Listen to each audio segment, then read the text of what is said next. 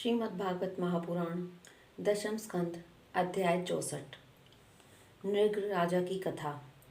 श्री सुखदेव जी कहते हैं, प्रिय परीक्षित, एक दिन साम प्रद्युमन चारुभानु और गद आदि यदुवंशी राजकुमार घूमने के लिए उपवन में गए।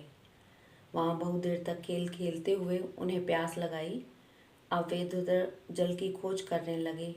वे एक जल के कुएं के पास गए। उसमें जल तो था ही नहीं, पर एक बड़ा विचित्र जीव दिख पड़ा। वह जीव पर्वत के समान आकार का एक गिरगिट था। उसे देखकर उनके आश्चर्य की सीमा न रही।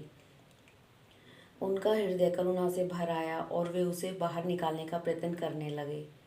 परंतु जब वे राजकुमार उस गिरे हुए गिरगिट को चमड़े और सूत की रस्सियों से बांधकर बाहर न निकाल सके, तब कुतूहलवश उन्होंने यह आश्चर्यमय वृतांत भगवान श्री कृष्ण के पास जाकर निवेदन किया। जगत के जीवनदाता कमल नयन भगवान श्री कृष्ण उस कुएं पर आए। उसे देखकर उन्होंने बाएं हाथ से खेली खेल में अनायास ही उसको बाहर निकाल लिया। भगवान श्री कृष्ण के कर कमलों का स्पर्श होते ही उसका गिरगिट रूप जाता रहा और वह एक स्वर्गीय देवता के रूप में परिणत हो गया। अब उसके शरीर का रंग तपाए हुए सोने के समान चमक रहा था और उसके शरीर पर अद्भुत वस्त्र आभूषण और पुष्पों के हार शोभा पा रहे थे। यद्यपि भगवान श्री कृष्ण जानते थे कि इस दिव्य पुरुष को गिरगिट योनि क्यों मिली थी, फिर भी वह कारण सर्वसाधारण को मालूम हो जाए, इसलिए उन्होंने उस दिव्य पुरुष से पूछा, महाभाग, तुम्हारा रूप तो बहुत सुंदर है, तुम कौन हो? मैं तो ऐसा समझती हूँ कि तुम अवश्य ही कोई श्रेष्ठ देवता हो। कल्याण मूर्ति, किस कर्म के फल से तुम्हें इस योनि में आना पड़ा था? वास्तव में तुम इसके योग्य नहीं हो। हम लोग तुम्हारा वृतांत जानना चाहते हैं। यदि तुम हम लोगों को बतलाना उचित समझो तो अपना परिचय अवश्य दो। श्री सुखदेव जी कहते हैं, परीक्षित, जब अनंत मूर्ति भगवान श्री कृष्ण ने राजा नृग से इस प्रकार पूछा, तब उन्होंने अपना सूर्य के समान जाज्वल्यमान मुकुट झुकाकर भगवान को प्रणाम किया और इस प्रकार कहने लगे, प्रभु, मैं महाराजा इक्ष्वाकु का पुत्र राजा नृग हूँ। जब कभी किसी ने आपके सामने दानियों की गिनती की होगी, तब उनमें मेरा नाम भी अवश्य ही आपके कानों में पड़ा होगा। प्रभु, आप समस्त प्राणियों की एक एक वृत्ति के साक्षी हैं। भूत और भविष्य का व्यवधान भी आपके अखंड ज्ञान में किसी प्रकार की बाधा नहीं डाल सकता। अतः आपसे छिपा ही क्या है, फिर भी मैं आपकी आज्ञा का पालन करने के लिए कहता हूँ। भगवान, पृथ्वी में जितने धूलिकण हैं, आकाश में जितने तारे हैं और वर्षा में जितनी जल की धाराएं गिरती हैं, मैंने उतनी ही गोएं दान की थी। वे सभी गोएं दुधारू, नौजवान, सीधी, सुंदर, सुलक्षणा और कपिला थी। उन्हें मैंने न्याय के धन से प्राप्त किया था। सबके साथ बछड़े थे। उनके सींगों में सोना मढ़ दिया गया था और खुरों में चांदी। उन्हें वस्त्र, हार और गहनों से सजा दिया जाता था। ऐसी गोएं मैंने दी थी। भगवान, मैं युवावस्था से संपन्न श्रेष्ठ ब्राह्मण कुमारों को, जो सद्गुणशील, संपन्न, कष्टों में पड़े हुए कुटुंब वाले, दंभ रहित, तपस्वी, वेद पाठी शिष्यों को विद्यादान करने वाले तथा सचरित्र होते, वस्त्राभूषण से अलंकृत करता और उन गौओं का दान करता। इस प्रकार मैंने बहुत सी गौएं, पृथ्वी, सोना, घर, घोड़े, हाथी, दासियों के सहित कन्याएं, तिलों के पर्वत, चांदी, शैया, वस्त्र, रत्न, गृह सामग्री और रथ आदि दान किए। अनेकों यज्ञ किए और बहुत से कुएं, बावले आदि बनवाए। एक दिन किसी अप्रतिग्रही तपस्वी ब्राह्मणों की एक गाय मिलकर मेरी गौ में आ मिली। मुझे इस बात का बिल्कुल पता न चला, इसलिए मैंने अनजान में ही उसे दूसरे ब्राह्मण को दान कर दिया। जब उस गाय को वे ब्राह्मण ले चले, तब उस गाय के असली मालिक ने कहा, यह गौ मेरी है। दान दिए जाने वाले ब्राह्मण ने कहा, यह तो मेरी है, क्योंकि राजा नृग ने इसे मुझे दान दिया है। वे दोनों ब्राह्मण आपस में लड़ते हुए अपनी अपनी बात कायम करने के लिए मेरे पास आए।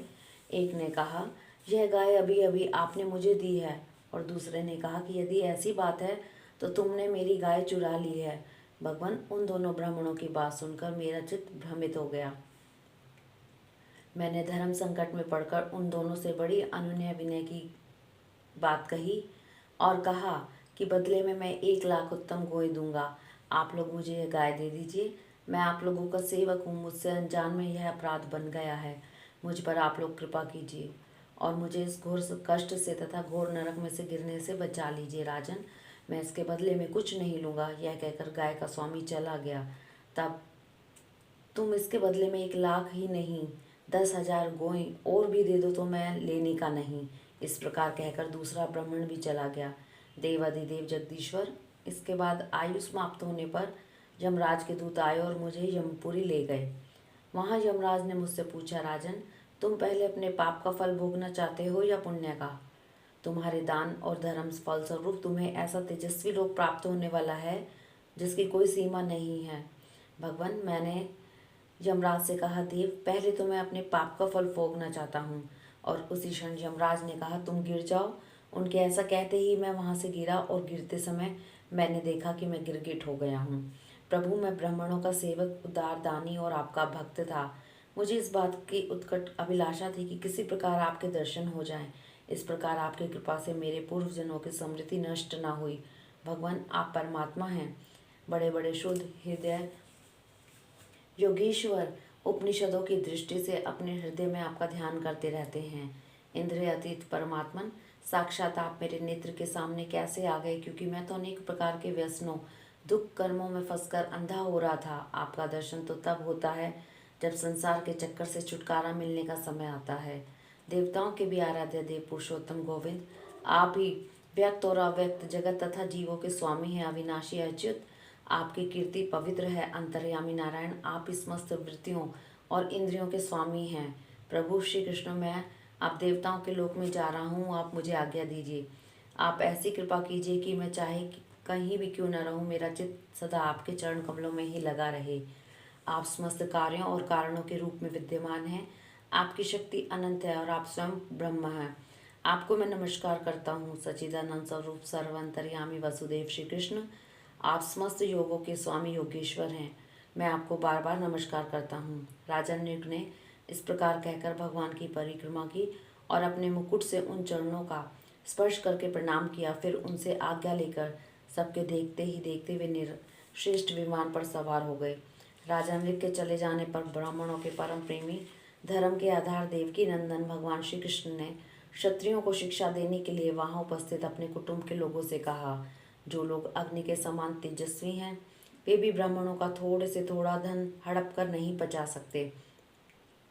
फिर तो अभिमानवश झूठ मूठ अपने को लोगों का स्वामी समझते हैं। वे राजा तो क्या पचा सकते हैं। मैं हलाहल विष को विष नहीं मानता, क्योंकि उसकी चिकित्सा होती है। वस्तुतः ब्राह्मणों का धन ही परम विष है। उसको पचा लेने के लिए पृथ्वी में कोई औषध, कोई उपाय नहीं है। हलाहल विष केवल खाने पीने का ही प्राण लेता है और आग भी जल के द्वारा बुझाई जा सकती है, परंतु ब्राह्मणों के धन रूप अरण्य को से जो आग पैदा होती है वह सारे कुल को समूल जला डालती है। ब्राह्मण का धन यदि उसकी पूरी पूरी सम्मति लिए बिना भोगा जाए तो वह भोगने वाले, उसके लड़के और पौत्र, इन 3 पीढ़ियों को ही चौपट करता है। परंतु यदि बलपूर्वक हट करके उसका उपयोग किया जाए तब तो पूर्व पुरुषों की 10 पीढ़ियां और आगे की भी 10 पीढ़ियां नष्ट हो जाती हैं। जो मूर्ख राजा अपनी राजलक्ष्मी के घमंड से अंधे होकर ब्राह्मणों का धन हड़पना चाहते हैं, समझना चाहिए कि वे जानबूझकर नरक में जाने का रास्ता साफ कर रहे हैं। वे देखते नहीं कि उन्हें अधपतन के कैसे गहरे गड्ढे में गिरना पड़ेगा। जिन उदार हृदय और बहु कुटुंबी ब्राह्मणों की वृत्ति छीन ली जाती है, उनके रोने पर उनके आंसू की बूंदों से धरती के जितने धूलिकण भीगते हैं, उतने वर्षों तक ब्राह्मणों के सवत्व को छीनने वाले उस उच्छृंखल राजा और उसके वंशजों को कुंभी पाक नरक में दुख भोगना पड़ता है। जो मनुष्य अपनी या दूसरे की दी हुई ब्राह्मणों की प्रति उनकी जीविका के साधन छीन लेते हैं, वे 60,000 वर्ष तक विष्ठा के कीड़े होते हैं। इसलिए मैं तो यही चाहता हूँ कि ब्राह्मणों का धन कभी भूल से भी मेरे कोष में ना आए, क्योंकि जो लोग ब्राह्मणों के धन की इच्छा भी करते हैं, उसे छीनने की बात तो अलग रही, वे इस जन्म में अल्पायु शत्रुओं से पराजित और राज्य भ्रष्ट हो जाते हैं और मृत्यु के बाद भी दूसरों को कष्ट देने वाले साप ही होते हैं। इसलिए मेरे आत्मियों, यदि ब्राह्मण अपराध करे तो भी उसमें द्वेष मत करो। वह मार ही क्यों न बैठे या बहुत सी गालियाँ या शाप ही क्यों न दे, तुम लोग उसे सदा नमस्कार ही करो। जिस प्रकार मैं बड़ी सावधानी से तीनों समय ब्राह्मणों को प्रणाम करता हूँ, वैसे ही तुम लोग भी किया करो। जो मेरी इस आज्ञा का उल्लंघन करेगा उसे मैं क्षमा नहीं करूँगा, दंड दूंगा।